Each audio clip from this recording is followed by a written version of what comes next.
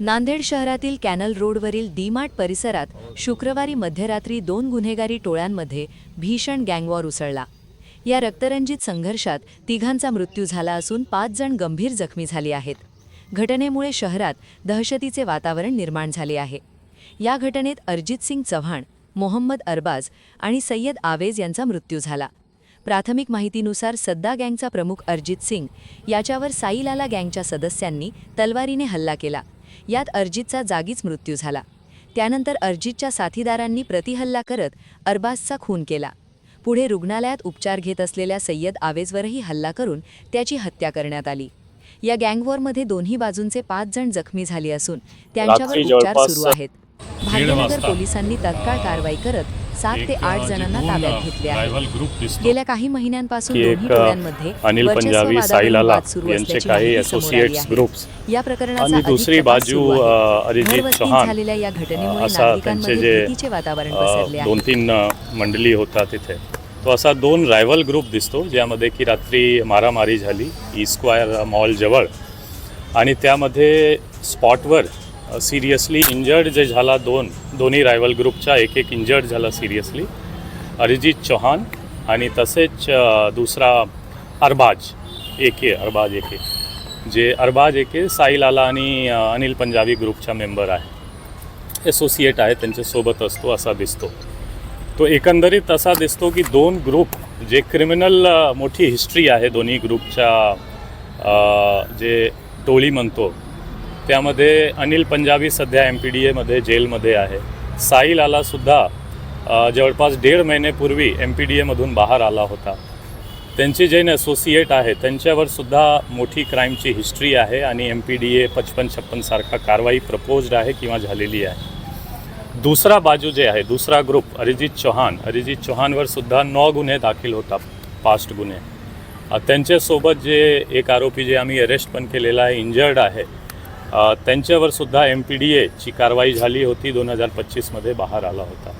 तो एकंदरीत दोन्ही गँगवर मोठी क्राईम हिस्ट्री आहे आणि पोलीस करून जे स्ट्रॉंगेस्ट पॉसिबल प्रतिबंधक कारवाईसुद्धा झालेला होता MPDA आणि हद्दपार सारखा।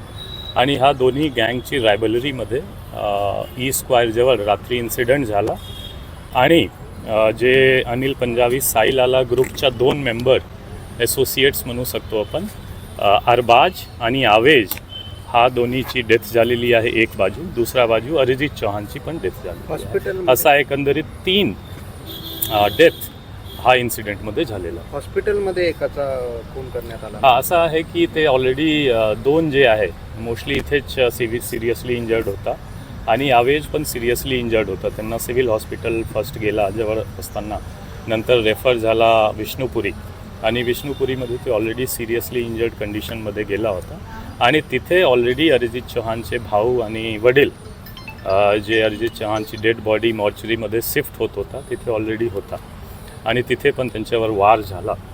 तो सिरियसली इंजर्ड ऑलरेडी होता, वार पण झाला आणि सेफ्टी त्यांची पण ट्रीटमेंट दौरान डेथ झाली।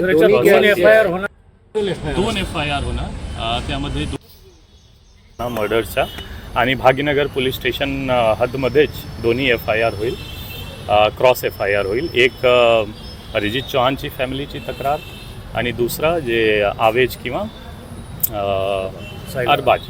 अरबाज हा दोन्हीपैकी एक FIR फिर्याद घेऊन आपण FIR करणार। हॉस्पिटलमधल्या इन्सिडेंटचा FIR होणार का? हॉस्पिटलचा इन्सिडेंट काय आहे, आपण स्टार्ट ऑफ इन्सिडेंट जर बघू तो भाग्यनगर पोलीस स्टेशन ज्युरिस्डिक्शन आहे जिथे इंजुरी झाली आणि सबसिक्वेंट इव्हेंट तिथे आहे, म्हणून आपण स्टार्ट ऑफ जे इन्सिडेंट आहे ते बघतो आणि तो पण FIR भाग्यनगर पोलीस स्टेशन। हे दोन्ही जे गँग आहेत ते धुरंधर चित्रपट पाहून निघाले होते अशी माहिती? दोन्ही गँग नाही, फक्त 3 जे अरिजित चव्हाण आणि त्यांच्यासोबत 2 लोक हा एक बुलेट गाडीवर गेला होता आणि मूव्ही घेऊन बघून ते बाहेर आला होता आणि ते जवळपास 1 ते 1.5 वाजे जे शो कंप्लीट होतो त्या वेळ जे आहे त्याच्याच दौरान हा इन्सिडेंट झालेला। काय आरोपी ताब्यात आहेत सर? जवळपास आपण 4 आरोपी आतापर्यंत ताब्यात घेतलेला आहे।